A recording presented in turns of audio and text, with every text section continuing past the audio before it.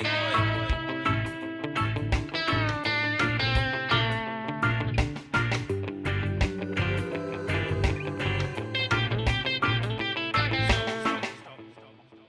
and welcome to another episode of Casting Views, the podcast that likes to take a topic each week and, as the name suggests, cast views. Although this week is part of my Who's Coming to Dinner series, and I'm really excited actually because I've got a new voice to the show making their debut appearance on Casting Views. I've got Jason from It's Not That Bad podcast. Hi, Jason. Hey, how's it going? I am so stoked for this.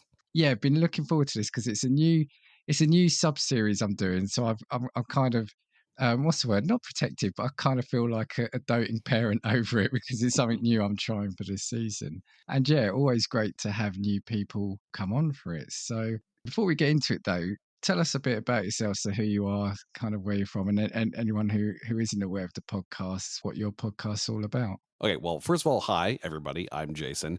I am a Canadian podcaster and the host of two different podcasts. The first one, as you mentioned, is It's Not That Bad. So on this show, we will take movies that are, as we like to call them, unfairly maligned. So our grading system is like, so long as it has a less than 60% critic score on Rotten Tomatoes. Not that we ever put any faith in what Rotten Tomatoes actually rates a film, but there's got to be a qualifier at some point. So an under 60% critic score on Rotten Tomatoes. We joke around here that if the tomato is green, the movie can be seen. So we'll take those films and try to find the good things to say about them. Because a lot of these movies are actually not, and it's going to sound really bad, they're not that bad. I recognize that's the name of the show, and we're a little didactic on that one. But there are times, though, when it's really, really tough. I'm not going to lie. We actually have our 100th episode coming up. It's probably already going to be out by the time this episode airs, because it's releasing in literally 2 days from the moment we're recording this. And we had to sit down and watch The Room and try to find the good things to say about that one. So, whoo, that was a challenge. The other podcast is called There Can Only Be One. And this kind of taps into the other side of me because I'm also a musician and just a massive lover of music. So what we do on that show is we will take an artist's entire studio discography. No live albums, no best of. So you got to put the stop in at some point. But all their studio albums and put together a best of list with two rules. The first one is that every album has to be represented. The second one is that you're only allowed to choose one song per album. So if you think about some of these artists, some of their albums are literally a best of in and of themselves, and you have to narrow it down to just one song. And in some cases, you have an album where you'd skip the entire album, and you still have to pick one song. So if an artist has 10 studio albums out, it's going to be a 10-song playlist. And we put that one out every other week because I'm a musician. I got to talk music every now and then. Couple of questions on each of those. And I guess the first one will apply to both of them. So how did you, or what made you want to do a podcast on those two specific subjects? I think they're both great, especially the film one, because everyone's quite quick to critique a film or talk down about a film. But like you said, you're actually trying to take the film and see, right, can we get any goodness out of it? Well, see, the thing I look at with films is that, even in the roughest of films, there's always some kind of silver lining. And when you think about just how much work a lot of these people put onto these films, everything down from like from the main cast to the supporting cast to the director, the composer, the set designers, like we have in past shows, praised cinematographers and set design as our MVPs of those movies. I It's almost like one of those things where you want to defend everything that they do because there's a lot of hard work that goes into making a film. I personally, I'm a professional video editor, so I completely appreciate the amount of work that goes into any kind of production. Not that I've had a chance to cut any films. I'm not that lucky, but regardless of, you want to stand up for these people, right? It's got to be tough when a movie comes out that you have slaved over and put all your work in, and only to have critics crap on it. That's not right. I mean, yes, call out maybe plot holes here and there, or single out things that maybe don't stand, like bad CGI, right? You can't sit there and not see it. Also, you have to put a lot of it into perspective. An 80s attempt at special effects is maybe not going to hold up as well as, say, special effects today. But to the same token, some of the acting today maybe doesn't hold up to today. So there's a lot that you want to try and speak positively to, because there's also a lot of that missing out there, I think, in the pod sphere. And I'm guilty of this as well. I have crapped on certain things that just suck. That happens, but we do our best. We do our best because we know that there's real people behind the cameras, where there's real people making these shows and movies that we all, whether we love them or we hate them, we still appreciate them. So this is kind of like my way to appreciate it out loud. And that's what I say. There's always, I don't think anyone sets out to make a terrible film or terrible album, say.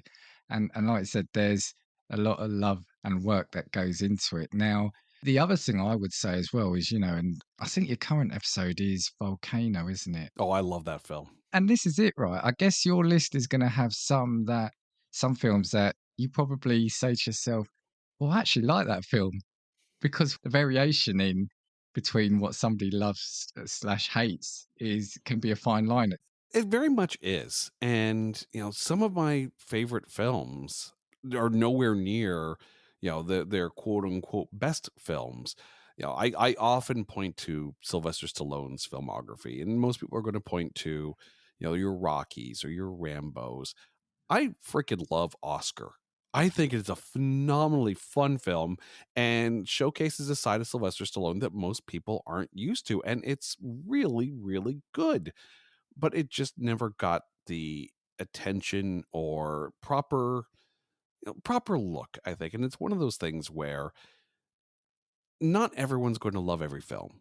I get that. And yes, there are films that if ever they cross our plate and sit there and go, gonna have to suffer through this meal, then yeah, we're gonna call it out, but we're still gonna do our best. I mean, even in the worst of films, and there's one that comes to mind, Pups Alone. We haven't done it for an episode of It's Not That Bad. We probably never will do an episode on it for It's Not That Bad, because it really is that bad a film, I'm not gonna lie. Yeah. But there's still some aspects of it that you could, with a good critical look, find. And sometimes too, it's really just the perspective that you go into things. Like the number of times I've seen a film and just kind of shake my head and go, I'm not going to go and watch that. It's not interesting to me. And then it comes up as a movie for us to cover on the podcast, and you go, why was I avoiding this film? It's actually, Yeah. kind of pleasant. So, our inclinations on what we are drawn to and what we like will sometimes influence whether we do actually watch it or not, which is why I always let the guest pick the film. And, whenever my wife is the co-host, I will occasionally sit there and go, "Hun, maybe we can do a sci-fi film this week. It'd be nice." But more often than not, it's the guest that picks the film, because I like being introduced to new things. And even if I've seen it already or not, it's nice to go in with a different perspective. And I hope that's something that our listeners actually take away. They'll sit there and see the film that we're talking about and go, oh, I remember that being crap. And then you hear people positively talk about it, and it sometimes changes the way you think about it after the fact. So hopefully we're adding that new film enjoyment perspective out there. I think you're right. That last thing you said, I know I've definitely, because I'm of an age, so I remember seeing films back in the 80s originally, and I was thinking I really didn't like that film, and I avoided it for years. But then, sort of in recent years, I thought, oh, do you know what? Let me give it another chance, watch it, and actually enjoyed it. And maybe it's that frame of mind you're in. Maybe it's that year. Maybe it came out with 10, 20 other blockbusters that kind of overshadowed it. But there's been a couple of instances. Do I want to admit them? Oh, go for it. I'm a huge Rocky fan, but I remember for years not particularly liking. It's funny, I think it was both Rocky 3 and Rocky 5. Now, I think Rocky 5 probably still is the worst one of the lot. Yeah. But when I watched it, I found the fun in it. I found I could watch it and say, yeah, do you know what? It doesn't light a candle to the first two films, sure, but I can find that little bit of entertainment in it that's running through it. Yeah, I mean, Rocky 5 is definitely the worst of them, and, again, you're grading on a curve on that, but, even something like Rocky 4, it qualifies for the show, but I remember when it came out, and maybe it's the era that it was in, and also maybe because of the soundtrack, as, again, love my music, I was sold on Rocky 4. And Rocky 4, I'll always have a soft spot 'cause I remember that's one of the first memories of seeing a film at the cinema for me. Probably saw films before it, but I've said it on a recent podcast, but yeah, the whole opening sequence where Apollo's coming out with all the fanfare, that's just burned into my mind when I was watching it on the big screen. Yeah, sorry, because I could probably talk to you all night about these subjects. The music one as well, I think that's a fascinating take because sometimes it's hard to narrow down an artist's catalog to just 10 songs, let alone saying that you can only have one song from each album they've done. So, I mean, why would you do something as sadistic as that to yourself? And to make- I might be a masochist. No, I mean, the thing though is that in some of these cases, when you think of artists, you're sometimes surprised at how many albums they do have out. We're getting ready to put out our Counting Crows episode this week, and beyond the first two, maybe three albums, that's kind of where my Counting Crows knowledge kind of ended. And when you realize there's five other studio albums, and Mm. then you start to go into those deep dives and you discover some of those songs that you never had heard before because you just kind of dropped off the listing of that artist. One of my favorite artists of all time, and we just actually released that episode a little while ago, was Candlebox. You know, band out of Seattle, came out 30 years ago. They're just now kind of on their last ever tour. They put out their last ever album. But most people really only know Candlebox from their first album. And I hate to say this, are sometimes considered a one-hit wonder because really only one song gets played on the radio, which is a shame because some of their best albums are like later on in their career. Phenomenal songwriting. Sometimes it's just the change of personnel that changes the sound of the band ever so much that the stuff that they put out blows you away. And unless you're a massive fan, you're not going to maybe know or hear any of those albums. Radio only plays certain songs off of certain discs, and that's it. That's all they're going to touch.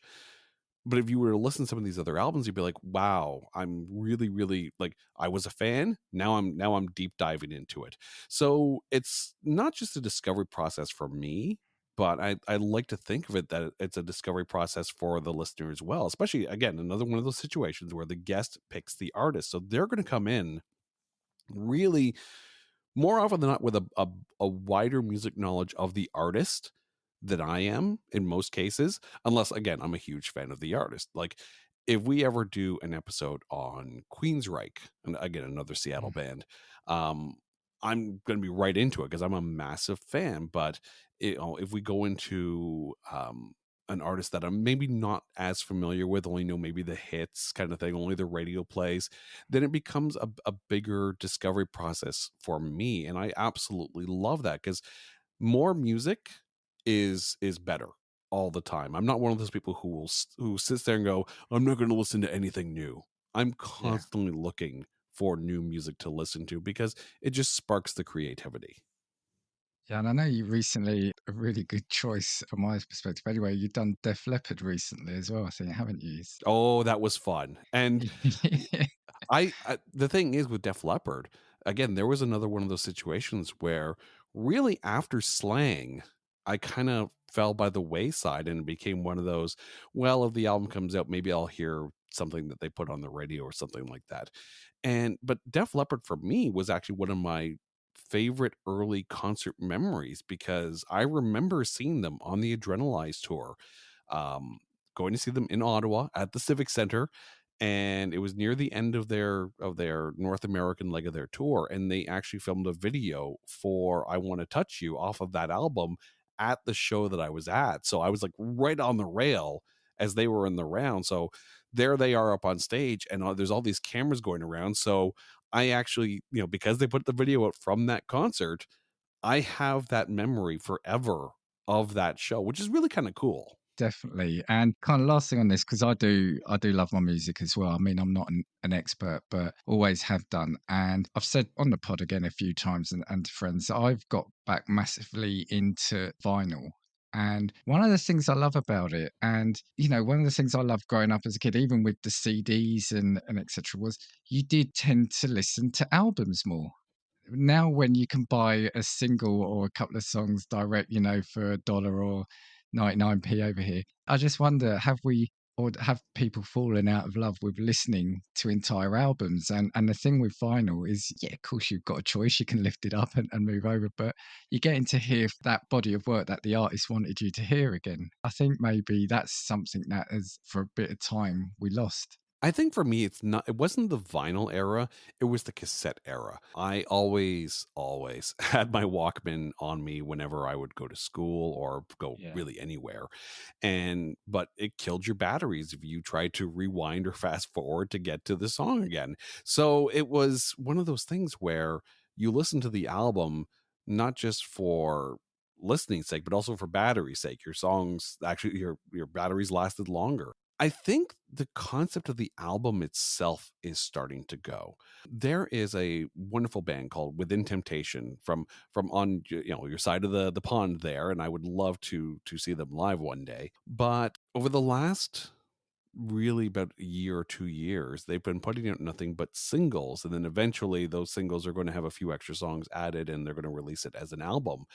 Their reasoning behind it was that when you put out an album, it gets talked about for a few months and you do the album cycle and, the tour, and then you get back in the studio, but you're really only in the conversation for about a month or two. This way, they've been in the conversation for the better part of 2 years because these singles have continuously come out. So it's always something new.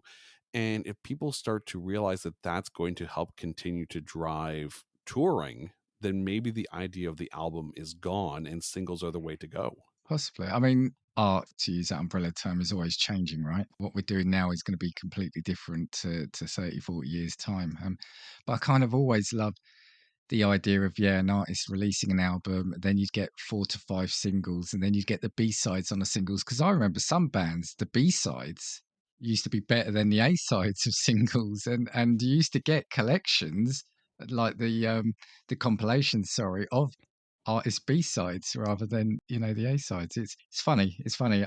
Yeah, I could probably talk to you about this all night, but let's get on with the main design of the show tonight. Tell you what, before we do that, we're just going to hear from some friends, and then I'll come straight back to you. He's on the run from the law, falsely accused of murdering his... Wait. Oh, got my scripts mixed up here. Here we go. This makes more sense. The Movie Wire Podcast with host Justin Henson. Hear Justin's movie verdict wherever you listen to podcasts. Tune in to The Movie Wire today. Right, so as I said, I could talk to you about films and music all night, but I've got you on here for a specific thing because I need you to host a dinner party for me. I have given you some guidelines, and what I'd like from you, Jason, is I would like a 3-course meal. Then for each of these courses, you're going to introduce a guest. Now, I'm going to be number one, so you can't get rid of me that easily. But what I'm then going to ask you to do is I'm trying to tailor these to the podcast. So for you, it'd be sort of actors, actresses, and I'd even let you have a fictional movie character if you want, but you can only have 3. There'll be some other questions and some other themes I'll throw at you. Let's start with your starter, what you're going to have and why. I think for each one, both the food and the guest, why you're picking those.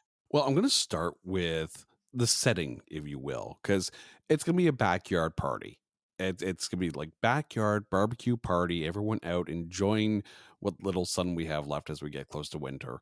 So consider this the swan song to summer, if you will. And the backyard party is going to start with a buffet.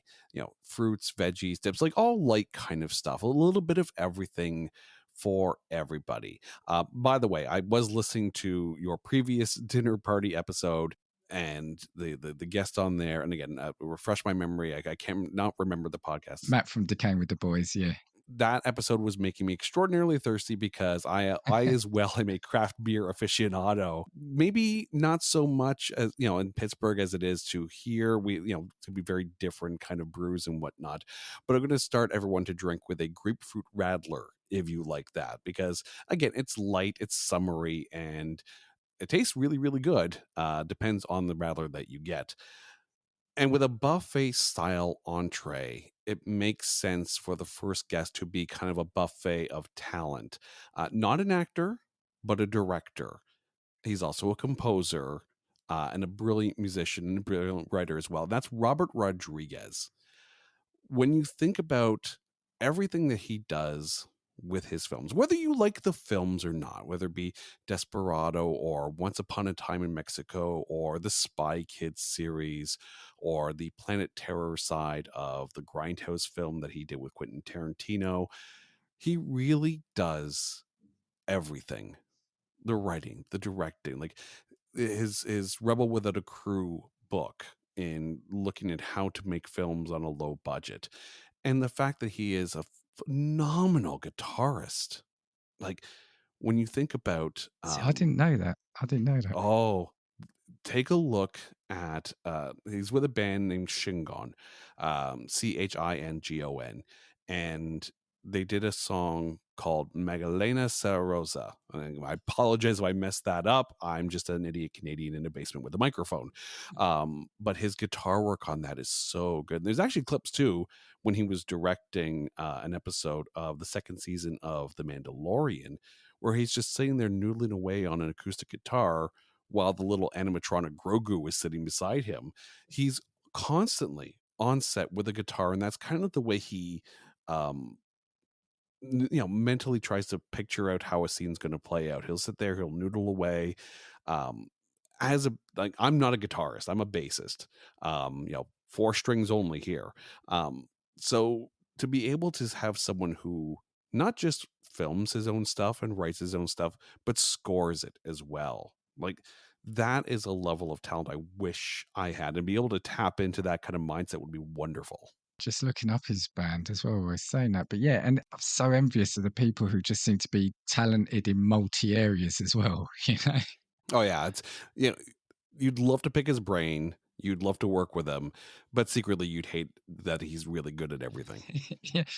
I mean, what a great guest. I mean, in a sense of he covers so many bases there as well. And you can actually get him to play music through the night too. So, Right? or you I and mean, him could just jam, right?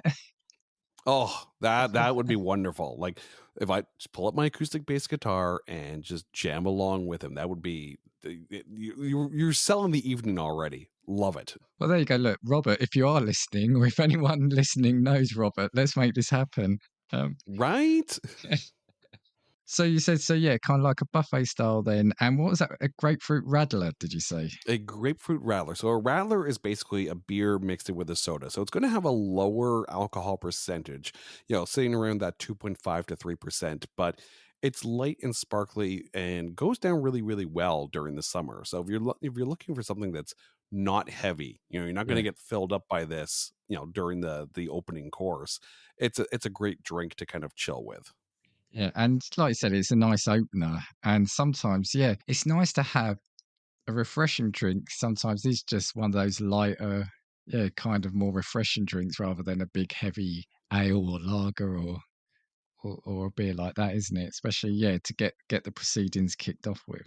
Oh, considering some of the beers that I love, then yes, because I prefer them more on the heavier and hoppier side. So Okay. this is it's a nice way to start, though. Yeah, no, absolutely, absolutely. Okay, so what are we looking at for the main course then? Okay, so for the main course, we're looking at a very, very hearty meal here. So we're talking like thick strip loin steaks on the barbecue, completely basted in a hickory smoked barbecue sauce while it's on the grill, garlic whipped potatoes with imperial sharp cheddar thrown into the mix and melted into it, some good corn on the cob. You're going to pair that, of course, with a heartier brew. So probably like a barrel-aged beer, whether it be aged in a rye barrel or a Scotch barrel, something that, again, goes with the smoke that's on the steaks. And again, I'm just getting hungry now just thinking about I it. know, it's always a problem when I do this episode. Right? Your stomach is probably growling at the end, sitting there going, oh, now I need Love to at go at eat time of more. recording, I've only just finished eating my main meal and now I'm hungry all over again. That's the issue I've got. But, so you've got like a very, very big meal. And I had someone written down, and I'm slightly going to switch it on the side here, but it's still related to the actor in question. But I'm going to go with a fictional character in this case, and I'm going to go with the Doctor, of course. David Tennant is one of my favorite actors of all time. And I remember growing up and watching Doctor Who, even in Canada during the Tom Baker years. That was my first Doctor. But when it comes to, which Doctor do I put up top? It's got to be David Tennant. Matt Smith and Tom Baker probably sit at 2 and 2A for me. I actually thought Jodie Whittaker was a great Doctor, even though the stories weren't as good as the Moffat and the Russell T Davies era. But it would be fascinating to sit down with someone like the Doctor and just to get a grand perspective on not just everything, but every when at the same time. By the way, have you ever had a chance to listen to David Tennant's podcast? No, I haven't actually, no. This was one of the first podcasts I actually started to listen to. He started it during the pandemic, and it's a thought-provoking title. It's called David Tennant Does a Podcast. And, you don't really have to think too much about it, but he just sat down with people that he's starred with or people that he's worked with or other, in some cases, people he's, admired their work. He's a phenomenal interviewer. And the podcasts are great listens. He's done episodes with, of course, Billy Piper, Jodie Whittaker, Michael Sheen, if you've watched Staged, which is the greatest production to ever come out of the pandemic. Kristen Ritter, who he started with in Jessica Jones. It's a great podcast. So you have to think that if it's the 10th Doctor that you're having over for dinner, you're going to get some great stories and some great conversation out of that. Do you know what? I wasn't expecting David Tennant to come up as a guest, especially sort of following on from Robert Rodriguez. It's funny because for me, and I know some people will probably start throwing their listening device across the room. I was never a Doctor Who fan. I never particularly was into it. But then I kind of started watching from like the reboot or the restart of it with Christopher Eccleston, and I enjoyed that. But yeah, those David Tennant years, I mean, he just portrayed the character so well.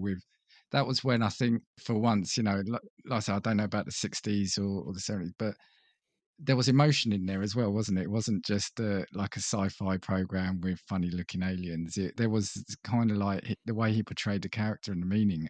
And even over here, he's done a couple of quite hard-hitting dramas as well. I don't know if you've got the opportunity to check some of those out. Oh, yeah. I mean, well, Broadchurch was such a phenomenal show, like absolutely. And then of course he did the American version, Grace Point, and it's just not. He plays the exact same character in the exact same story with a bad American accent. And it's if you've watched Broadchurch, it's very different. I'm sure if you never knew Broadchurch existed, you'd be like, oh, hey, David Tennant, cool, no problem. But just always watch the British version. The British version is always better. But I mean, he, to me, has played one of the best on-screen Marvel villains of all time when he was in the first season of Jessica Jones as Kilgrave. Yes, yeah. He made a villain that you actually thought was in the right. You understood why he was so mad and so villainous, I guess, like you felt for him. And that's a remarkable feat when you're playing the bad guy in a superhero show, right? You think about, you understand Hela in Thor Ragnarok, being cast away by her father. You understand Thanos' reasoning, even if you don't accept his methods. Kilgrave, you see exactly why he's so scarred And when you have that ability, you're going to lash out because you were hurt so young and you understand it. I completely forgot he was in that, and he is one of those actors that, because, and I don't mean this in a negative way, but when you look at him, he's kind of an unassuming person, isn't he? He's, he can blend in. He seems quite sort of quiet. He can sort of slip into the background, but he seems to be able to play the fun, jovial character. But then you click your fingers, and he, like you said, you believe him as truly villainous. And yes, it takes, not every actor can make you believe either extreme the way I think he can. Well, I think too with Doctor Who, he came into it as a fan. He's had gone on record in saying that, when he was growing up, he was a fan of the Fifth Doctor, Peter Davison, who, of course, now is his father-in-law. But so he grew up as a fan of the series to begin with, and then got to expand on the character from there. And Peter Davison, I think, was actually a great Doctor in his own right. Coming out of the longest reign of being the Doctor and out of the Tom Baker years, that's gotta be tough, right? Because Tom Baker, like, most people will sit there and say, if you think about the classic series, the classic era, Tom Baker is probably one of the first Doctors that comes to mind. It was such an iconic look and an iconic performance. Coming out of that, Peter Davison had a tough, a tough road to hoe, because he's coming out of one of the more beloved Doctors. And I think he did a very good job, and just wasn't in long enough to really cement himself more into the role. Wearing celery on your lapel probably doesn't help that matters that much, but you know, Matt Smith was a Tom Baker fan. David Tennant was a Peter Davison fan, and you can see those inspirations in the way that they played the Doctor as well. Because when I say my doctor, so my doctor when I grew up was Sylvester McCoy. Now I don't know how he's looked at, but again, I think I never really clicked with that character, that doctor, and I think maybe that's why it kind of never got the interest to explore deeper into the show. I think as it went on, and I probably watched the, like I said, reboot for want of a better term of it, but when it relaunched, a few years into it when it was on Netflix, because what I get jealous of when I see other people in shows is the lore that's around Doctor Who and all the all the background, and I'm attracted to wanting to know the lore of a program but without necessarily having seen it. So I think that's what got me into watching it. I think I may have binged it too much, so I then did stop watching at the Peter Capaldi phase. Not saying again he was bad, but I think I probably just binge too much. So at some point, I've set myself to task to go again and restart it and kind of take it easy and work my way through. I think Capaldi's era got off on the wrong foot, and I think part of that is because they kept Jenna Coleman around. And I realized that they did this with Billie Piper. She crossed over from Eccleston to Tennant in Tennant's first year, and that was kind of like the grace period, like the easing in. With Matt Smith, they started fresh right from the start. New companions, new everything. But with Jenna Coleman, again, you're bringing over someone who spent a half a season with Matt Smith, and then into like the first two seasons with Capaldi. But it was just a reminder of Matt Smith, and that's part of the problem. I think if she had left after the first season, then Capaldi would have had 2 years to, really set his own kind of, doctor companion relationship. Which is funny because Jenna Coleman is a good companion, and she was wonderful with Matt Smith. And I think that's the problem. People liked her with Matt Smith more than they liked her with Peter Capaldi. Yeah, I can see that. Did you ever see the Sylvester McCoy version? Sylvester McCoy, I mean, I see it every now and then because, of course, they have the classic Doctor Who streaming on Plex and on Pluto TV and some of these like more fast networks. I had kind of tuned out in and around the Peter Davison beginning of the Colin Baker era. And Colin Baker is one of those more divisive Doctor Who. So by Sylvester McCoy, I had kind of already tuned out at that point. But I liked his quirkiness in playing the Doctor, in watching some of those episodes back. And I think people look at him with a bit more of an accepting note at this point. And the fact that he's still doing a lot of audio work and, for the Big Finish productions and the audiobooks that they're still putting out. It's great to see that every Doctor remaining is still being embraced, regardless of how they were taken in during their initial run. Yeah, and I haven't been since the whole pandemic, but I remember going to some of the Comic Cons here, and yeah, the love that they all get, any of them get, because they still turn up at the conventions, and yeah, it's great. So I did see Sylvester McCoy at one, saw Jenna Coleman, and at one point just heard this massive cheer at some point. I couldn't work out all this screaming, and yeah, sort of David Tennant had just walked right past, and he just seemed, stopping, say hello to everyone, and I think that's what I was going to say on this, because I want to find out what I'm getting for dessert now, because I'm all about the food. It's amazing how this has endured so long. I know it's not been ever present on TV year in year out since kind of like the 60s, but it's just amazing how it's retained and captured the imagination all these generations later from that initial show, where when you look back at it, of course, because how long ago it was, how we can laugh at the aliens that were supposed to be scary. Yeah, that the fact that it still commands both sides of the Atlantic as well, I guess, such strong viewership and following now. Well, I think too, it's gotten to that point where it falls into that pantheon of properties that if they ever left TV, like if they're on, people are like, oh, okay, I'll watch it if it's on, kind of thing. But they don't plan their days around it. But if ever they were gone from TV, their absence would be missed. Saturday Night Live kind of fits into that. Everyone has their cast, very much like everyone has their Doctor, right? And not everyone watches Saturday Night Live for long, maybe a good 5-6 years. They'll hang with the cast and then they'll kind of drift away from it. But if they ever were ever to take Saturday Night Live off the air, people would raise a stink.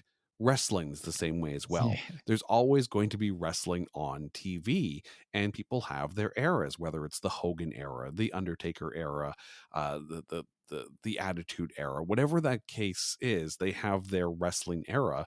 But if WWE ever went off the air, again, people would lose their minds, even if they don't watch it. Star Trek, there was a long stretch where there was no new Star Trek coming out. And then all of a sudden, boom, it's back. And while it may not be your era of Star Trek, people still appreciate that it's on TV. So I think Doctor Who will be that way, whether it's their Doctor or not. So long as it's still there, it's almost like a comfort level. It's like, okay, there's Saturday Night Live on the weekends. There's going to be wrestling at some point, and I can go and watch Doctor Who, and everything is right with the world. yeah, and it's also got a great theme tune, which even if you're not a fan, you'll always know it. And it's got the cool hook of the TARDIS, that funny thing of it being the police box, where when you go in, it's a huge ship. Now, even as a self-confessed not a huge fan, I was in London recently and there is a police box somewhere. I can't remember where it was. And you do stop and look at it because it's so iconic. The visual of that is so iconic with that show. So yeah, it helps that it's got those striking things and the hook of the regeneration. Yeah, you're going to get a new Doctor every so many years, and that just helps breathe new life into the show, right?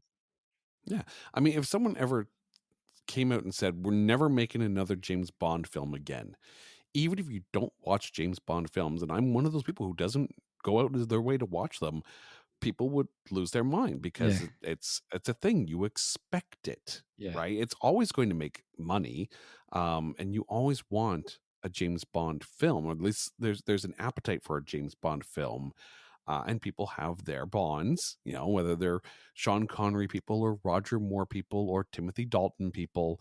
It doesn't matter. People have their bonds, and there's always should be James Bond films being made because there's always a next generation. And that's some franchises are just like that. Yeah. And just on that, when I say my James Bond, I saw it was a Living Daylight, so that was Timothy Dalton, wasn't it, at the cinema? And again, that's an early memory. Hmm. Now, those series of films aren't often mentioned a lot when talking about classic James Bond. But again, that was my James Bond. That was the one I saw on the big screen. And I remember loving that film. Like you, I won't go out my way to see them now. Again, yeah, it's that staple, isn't it? Every couple of years, you need that big action film to come out, that big sort of blockbuster. But tell you what, let's hear what we're finishing the meal with. And who with? Well, at this point, we're pretty full from dinner. So we're just going to sit down with one of my favorite desserts of all time, the key lime pie.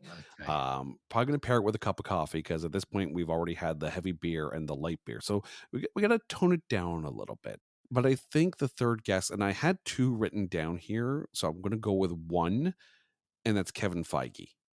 And really, we're just going to feed him as much key lime pie as we could possibly can so we can get all the Marvel spoilers.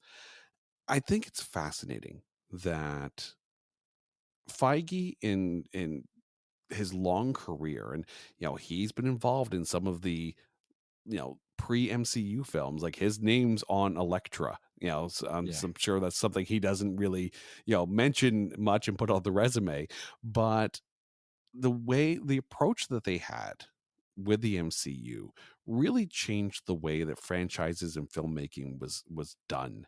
And it would be fascinating to sit there and be able to just kind of tap into not just filmmaking but grand vision filmmaking. Like, he doesn't sit there and plan out films, he plans out entire decades of entertainment, and that kind of a wide view is going to be fascinating to tap into.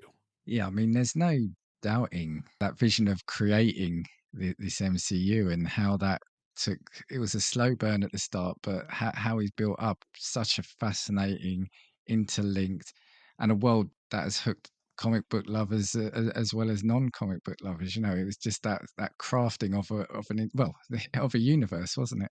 And I think the other thing too is that whether you necessarily agree with it initially or not, Marvel casting has always been on point. Like, the actors that they get into those roles um, really fits the mold of the comic book character. Like, Robert Downey Jr. initially was a risky choice for them when you consider where his career was at the time. But really, there was no other person in Hollywood so perfect to play Tony Stark. So, because of the complexity of Tony Stark, and you saw that just click.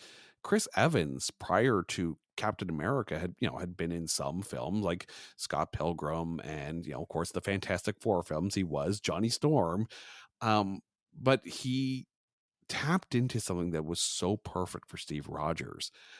Elizabeth Olsen as Scarlet, Chadwick Boseman, like no other actor could touch that role like Chadwick Boseman brought it to life.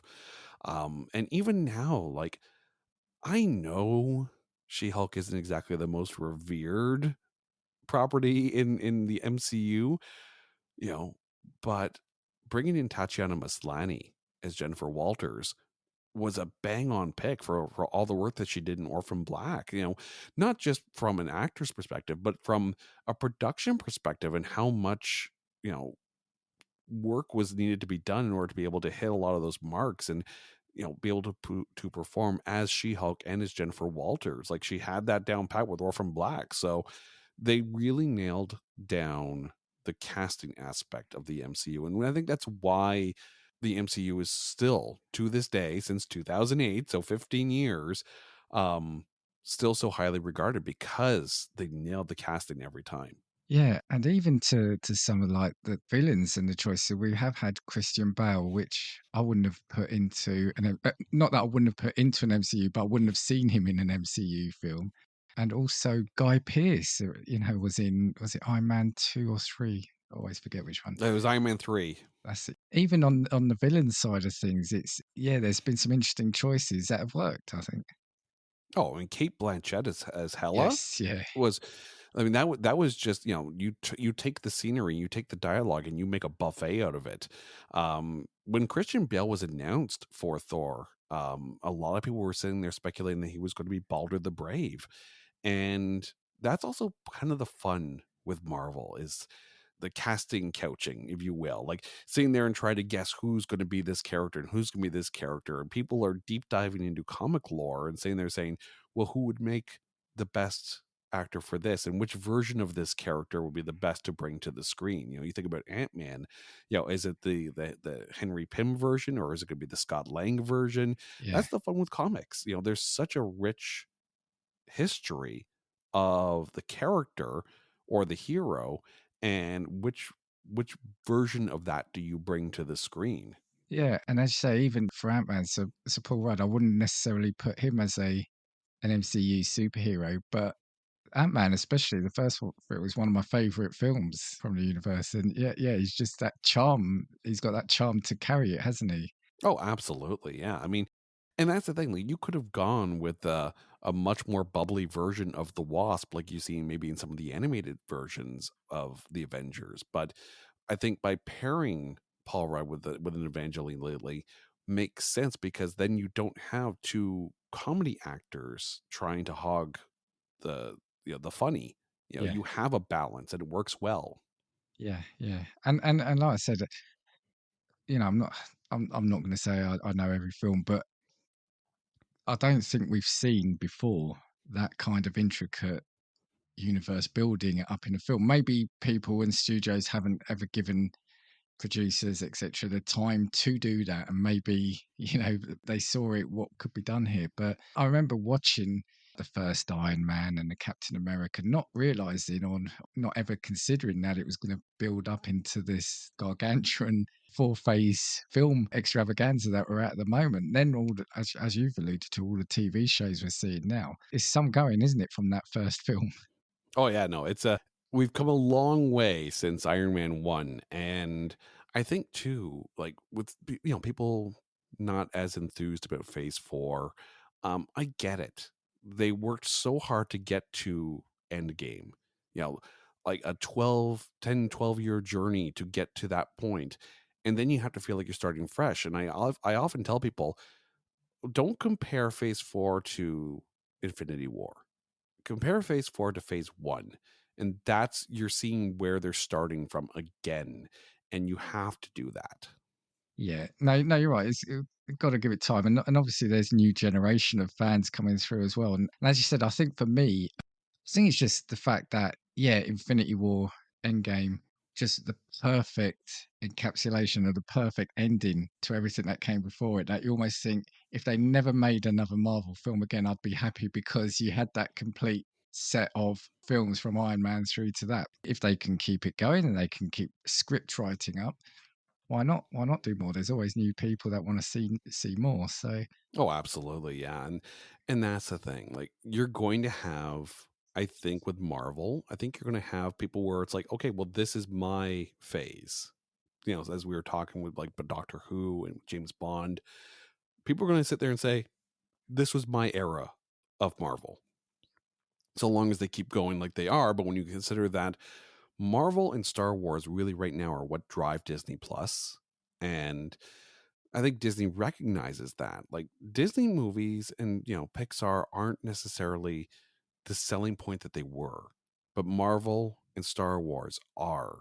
And that's what's driving the subscriptions to that. Like, people wanting to watch more Ahsoka and Mandalorian and Andor, people wanting more Marvel to continue that storytelling. You're going to have those two properties continuing to drive the content engine of that. And then Disney proper, I think, is just going to be the buffer as well. yeah, well, it's like you said, it's what 15, 16, 17 years now. So you're going to have people who've got children now that probably too young to have seen the original one, so they'll get into this one, and maybe phase 1 to 3 are going to be like the original Star Wars to to some of the new generation when the prequels then came out. Right. Another one, which was your trilogy, right? The original, the prequel, Yeah, or the J.J. Abrams verse, right? Like, again, you're going to have eras, yeah. and that's for a franchise to be able to tent pole themselves like that's saying something. Yeah, no, absolutely. So, no, another great guest there at the end. So I'll recap after, but so we've had all the guests, we've eaten all the food, and I'll be honest with you, I've enjoyed the food as well. So thank you for that. What I wanted to do is obviously through the night we need some music, and what better guest to ask about this? So initially I said a movie soundtrack. So what I'm going to do is mix it up. I'd like, if you have got movie soundtrack, have that, but then I also wouldn't mind one of your There Can Be Only One albums as well that you probably put on afterwards. So Okay, okay. So let's start with the movie soundtrack here. It's gonna be, considering all the sci-fi stuff that we have talked about so far, this is gonna be a very oddball choice because it completely goes in the other direction. But I'm gonna grab the soundtrack from the movie Four Rooms, as directed okay. by Tarantino, Rodriguez, and two other directors, the Band Apart directors. Four Rooms is one of those wonderful little anthology stories where everything happens in the same hotel in the same night. Tim Roth is like the one connecting thread between all four stories, and he's Yeah. just wonderful in it. But the Four Rooms soundtrack, done completely by a band called Combustible Edison, it's very almost jazz swing lounge, and I've always consider that album in itself to be perfect dinner music to begin with. It's light, it's fun, it's bubbly, it's bouncy, and some of the songs on there are just a straight bop. And the funny thing is, I remember having this CD when I was in college, taking broadcasting, and using that music in a couple of different projects because it was so much fun and it was so different than your standard, rock or stock music kind of, soundtrack that you would put into projects. This was fun. And that soundtrack in itself, I think, is a character of the film as much as the actors are. Yeah, absolutely. I think music is so underestimated by a lot of people in what it adds to a film, especially if you can get the right music. That's what I think can often make you feel something, as well as, obviously if you've got a fantastic actor, that of course, but it's the music is such an understated piece of or medium when you're watching a film, I think. Oh, absolutely. And think about it. More often than not, the moments that you're going to cry in a movie or have the hair raised on the back of your neck, yeah, it's going to be the moment in the film, but more often than not, that moment is accented by the music that's in there. I mean, even when you think about horror films, the smart sound designers at the tense moments of the film will put a low frequency rumble into the soundtrack at a certain frequency. So it creates a level of unease in you until, of course, the jump scare, and then they kind of release the low frequency rumble. That's just playing with the soundscape and messing with the audience. But it's the music that more often than not, will strike that chord and will trigger that sympathetic response in you to either um, be excited, be on your edge, or be emotional. Yeah, because we've all got those songs that as soon as you just hear the opening bars, you regress 20, 30 years, right? And Oh, music has absolutely got that power. And yeah, it's true what you're saying. Sometimes, yeah, you can get obviously a really emotional piece of acting, but sometimes if it's a film and it's a sad bit of the film, you just need to hear the opening bars of a piece of music and you know what's coming, and it's that hits you first, isn't it? Rather than sometimes the acting you're gonna see. oh, I mean, you think about, and you're gonna laugh at this reference here, but the old Incredible Hulk TV series, Yes, where yeah. Lou Ferrigno was the Hulk himself. Yeah. Like the show was what the show was, but everyone remembers like the end of every episode, and you know. Banner walking away, and all of a sudden, dun, dun, dun, dun, Yeah. dun, dun, dun, So dun, dun. sad It's like music. the Hulk is walking away. Yeah. Transformers the movie, like the animated one. Um, every kid my age remembers the moment that Optimus Prime dies, and it's not just because of the moment; it's the Vince DiCola soundtrack to that dun dun dun dun dun dun. Yeah, yeah. So you're like, oh dear God, they're gonna kill Optimus Prime after they killed everybody else. My toys are dead. But it's that soundtrack that really hit home in that moment. And I think that moment alone may be the first real time that I ever clued into the idea that music makes the emotion of the scene as much as the dialogue and the acting does. Absolutely. So would you have to hand, because I know I've thrown this at you, There Can Be Only One you would like to play? And I guess Oh, what I'm saying here absolutely. is almost then again, what's kind of your favorite band? I guess guess I'm saying here, but I'm telling you right now, I am going to go and get my hands on a copy of Candlebox's "Disappearing in Airports" album. And again, this is one of those situations where, we talked about Candlebox earlier, and 1993 was their big year, and the song "Far Behind," and it was played everywhere, and that's still the song that is played. 2017, so like 25 years, 24 years into their career, and all of a sudden they put out this album, and it is front to back one of the most amazing albums I've ever heard. And maybe this album's special to me because this was the tour that I first got to see Candlebox.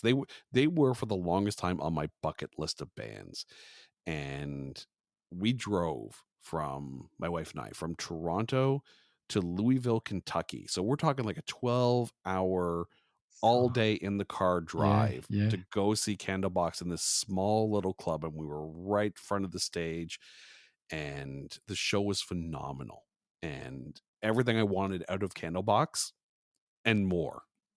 And then I still remember, like, after the show, we were outside the club, and Kevin Martin, the singer, comes out and, you know comes to see a bunch of us that were waiting. And so we actually got to meet and talk to Kevin Martin, and we're like, so when are you going to make your way up to Canada, right?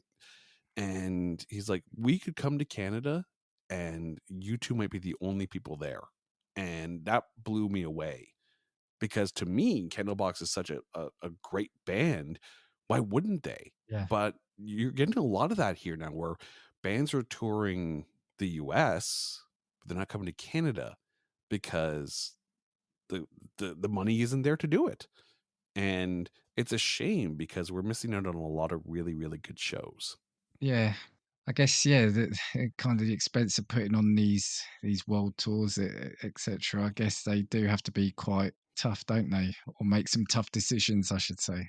Well, when you consider too that the Canadian dollar is right now, it's about, I'd say about 75 to 78 cents to the American dollar. So you're losing at best 20 cents to the dollar whenever you come up to Canada.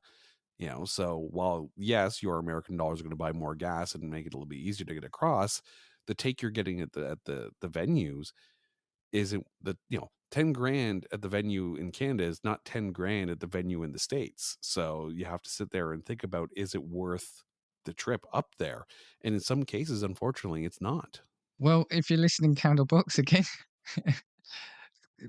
make your way up to Canada. You got me thinking about that. It is about yeah, kind of location, isn't it? It really is for depending on the band. So, oh, sorry, where did you say they're based, or they're They're out of from? Seattle. Seattle. Yeah, yeah, So, for them to go to a place like Vancouver would make sense, because that's literally just across the border, because British Columbia is just north of Washington State. But for them to make their way to Toronto, and unfortunately, this is Candlebox's last tour right, ever. But they right. are currently on tour with Three Doors Down and doing a couple of solo shows here and there and picking up a couple of festivals. But after this tour, that's it. So the fact that I was able to say I got to see Candlebox 3 times since that 2017 tour, um, very happy to be able to say I've been able to do that and enjoyed every show. And really, they don't have to sit there and justify what they do to anyone. You know, they were a band worth traveling for. And it goes back to my wife and I said something at the beginning of the pandemic: go see the band before you can't see the band. Yeah, Because if the pandemic taught us anything, live music could be one of the first things to go in any kind of stay home situation. And for some people, that's the thing that they miss the most. I mean, I know as a gigging musician, not playing shows was one of the things that, kind of hit me the hardest at home. And that's also why I started podcasting, because I needed some kind of creative outlet. I wasn't out playing shows. So all of a sudden, well, I bet I start watching some bad movies. It's time to do something. So yeah, that's kind of what happened. do you know what? Never a true word has been said. It's like, yeah, I was listening to some old radio shows, and the presenter was saying that, he wanted to start going and taking his kids to see some of the older acts because you just don't know what's going to be round the corner for them or for you, and as you said, the pandemic has absolutely shown that we can't take anything for granted. And I think live music, well, live performances, or even shows, I think once that opened up, people just couldn't wait to get back into theatres and venues, concert venues to see it. Now, I went to see, I'm a huge Oasis fan, and last year I was able to see, I actually saw Liam Gallagher twice. I saw him at the Royal Albert Hall, but then at the Nebworth gig, and just being there without trying to go, get too deep into it, but it just felt like everyone there, it was just that release of the 2 years previously being sort of cooped up and going through what they went through. It kind of just felt like just people being able to just let it all out again.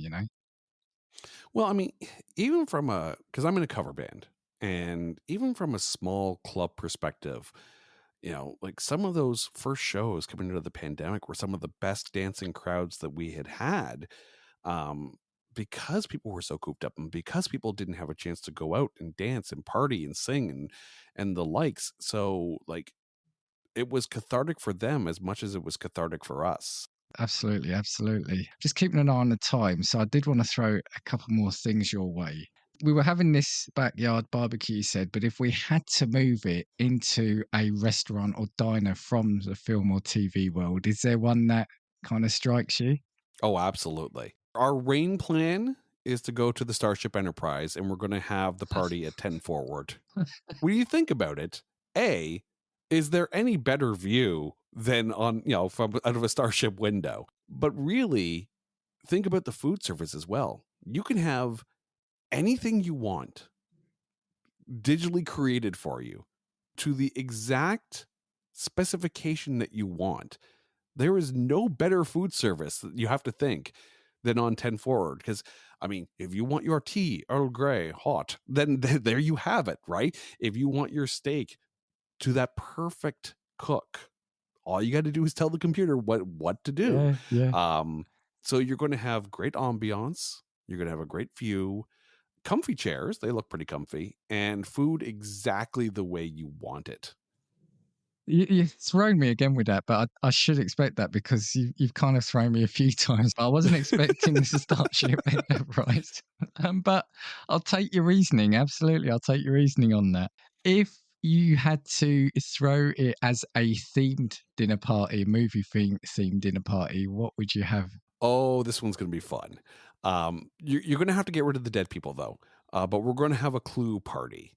When you Okay. think about some of the more fun murder mystery type movies, Clue was not just of a great ensemble cast, but one of the first films to give you different endings to a film.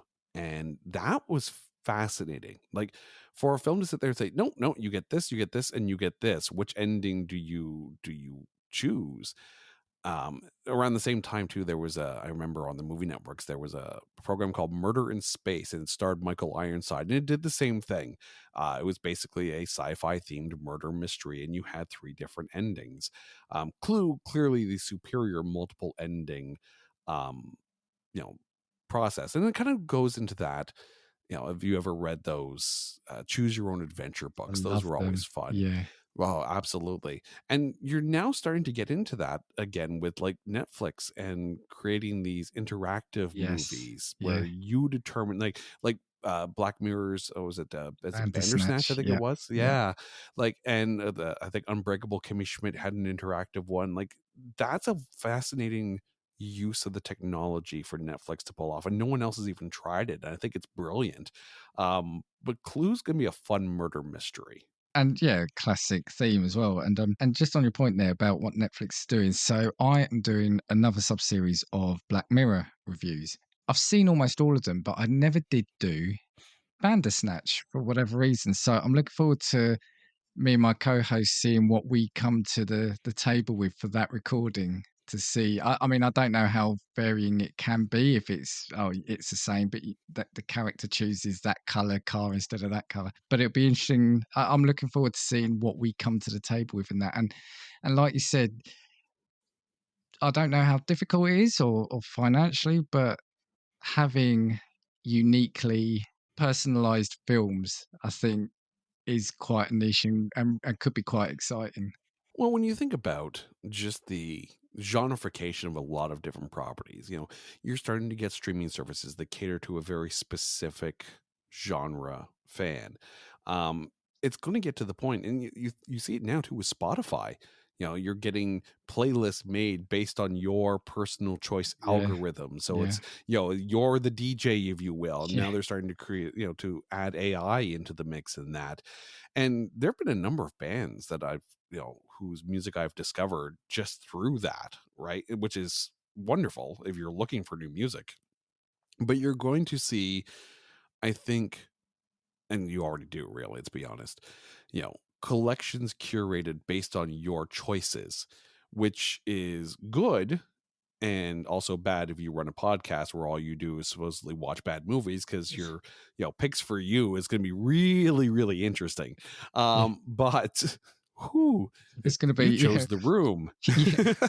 Actually, I can't wait to hear that one. Yeah. No, but if it's going to be Oh Lord. individualized, yours is going to be, yeah, this week's bad film is The Room, but as seen by Dan from Casting Views back in yeah, because everyone's going to have a different one. So are they going to be logged, and are we going to have stats on who got the worst ending like we see on video games? It's like only certain people amount of people have seen this ending, and most people chose a bad. It'll probably say a lot about the people actually watching, won't it? Depending on the choices we make. Right. But I mean, we've been doing this with video games for a long time, right? Like the choices matter video games. And whether your character ends up good or bad depends on what you do. And I think you get a lot of that too with Netflix. Exactly what are you going to make your character do? Mm. And there's going to be the time when you sit there and you make the right choice, and then there's going to sit times when you sit there and say, all right, chaos is going to ensue, let's see what damage we can do. And that's kind of fun. There's a fun control aspect to that, and it means being able to enjoy a property multiple times, because some movies you watch it once and you're done. Yeah, Now you watch it 6 or 7 times, and it's going to be different every time. yeah. And yeah, we'll need to move on because I want to ask you one final thing. But I guess the only thing with that is, as long as it doesn't take you out the immersion of it, because you're going to have to stop the film and present a choice. I guess it's how they can make that work. But like video game, you could probably lead up to it. You just need it. You don't need to have a defined, I want the character to say this. You just do good or bad, or good, bad, middle. Do you know what I mean? And then you get the scene based on whether you do the good choice or the bad choice. Okay, been fascinating talking to you and all these choices. I did say to you, because I do like to tailor it. If you did have a chance to think about if you could invite any celebrities from any walk of life, who would they have been? Okay. I'm going to throw the one that I had originally put in my 3 guests, but I'd kind of moved her out of that. But Tina Fey. Okay, I personally love 30 Rock. I think it's one of the funniest sitcoms out there. And I think she's a wonderful writer. And basically, I'd love to pick, again, another person who I'd love to pick their brain. Another writer that I would actually put in is Timothy Zahn. Um, for the longest time, Star Wars fans were left holding nothing until, of course, The Force Awakens. So the expanded universe books were like a lifeline to Star Wars fans. And Timothy Zahn arguably wrote some of the best Star Wars at the time canon, not canon now, but he's still writing more Star Wars books. And if you've been watching the Ahsoka series and all of a sudden Grand Admiral Thrawn has shown up as this big bad, Thrawn is one of the first characters that appeared in an expanded universe book that actually made the jump to visual media. So that tells you exactly how good Timothy Zahn's writing. He is one of my favorite authors of all time. There isn't a book that he's read or written that I have not liked. So that would be fascinating to invite him over and just talk to him about world building and his sci-fi writing. And then the third person I'm going to throw in there, because I have a massive appreciation for voice actors, I think I'd invite Tara Strong. She's probably best known as the voice of Raven on Teen Titans Go, but she's done so much voice acting over the years. Canadian, more roles than you could possibly shake a stick at, but voice actors like singers, probably have to have a very strong voice regimen. And for as long as Tara Strong's career has been, she comes in and she doesn't sound like Tara Strong. She sounds like the character. There are some voice actors who come in and they sound like themselves no matter what. Tara Strong comes in and embodies the character in her voice, and that is a wonderful talent. I don't think voice actors get enough credit that they should. Yeah, I think they're incredible. As you said, there are certain ones that stick with you, especially in the video game world, because that's often, with a film or a TV show or animated show, the action on TV. But with a video game, your connection is to that character and the voice. And I was saying to somebody, and the name of the person is awful. I'm going to forget the name, but it's a guy who does Gears of War, Marcus Phoenix. Sorry, yeah, and I think he does a couple of like animated cartoons. So he's done like Futurama. But anyway, I was in a Comic Con and I was walking around and I think someone said, "Oh, do the Gears of War voice, do the Gears of War." And I wasn't even watching the panel, but he did it. It comes over the loudspeaker and you kind of just stop still because you hear that character that you've grown attached to playing a game or you've only ever heard in that game coming out of the loudspeakers.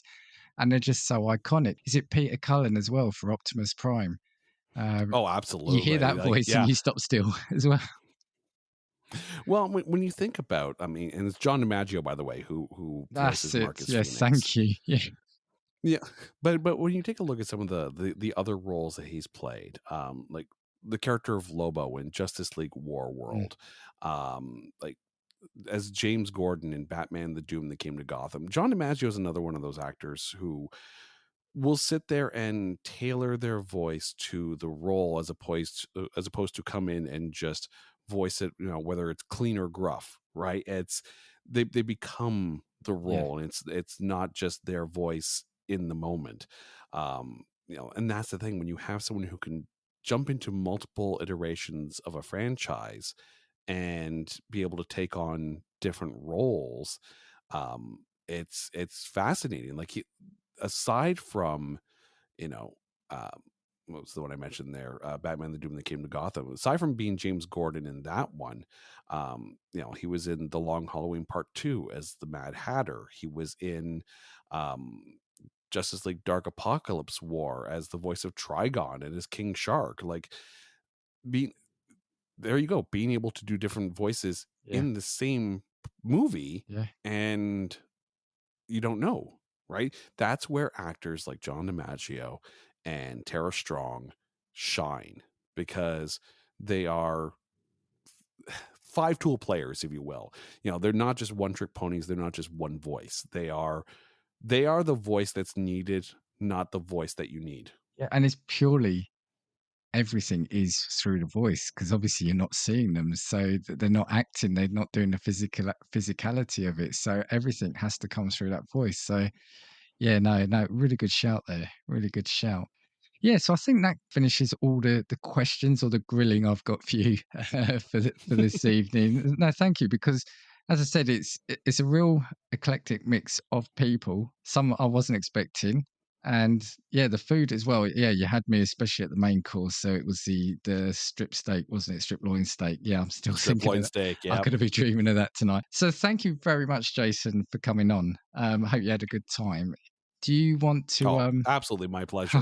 cheers. Do you want to just shout out your pods again and where people can find you or any socials? All right. So if you're looking for It's Not That Bad on social media, you can find us at Not That Badcast. If you're looking for There Can Only Be One, you can find us on various social media sites at Only One Cast. But you can find all of our shows and reach out and contact us at notthatbadcast.com. You'll see the It's Not That Bad episodes, There Can Only Be One, and our special Monday show, Keep Watch Pass, that is on the It's Not That Bad channel. You'll be able to find that there as well, and you'll be able to find our coming soon page and see some of the movies that we are preparing to talk about. Excellent, excellent. Yeah, so do go check all that out if you aren't already. For me, you can get me at castingviewspod@gmail.com or just at castingviews anywhere on social media. If you fancy doing one of these, I'm looking to do one of these each month. Just drop me a line there or contact me on social media. And until next time, yeah, This has been Casting Views. See you soon. 2, 3, 4. If I want your opinion, I will give it to you. Come on, check what we've got, 'cause you need it. Don't make us get a spark and for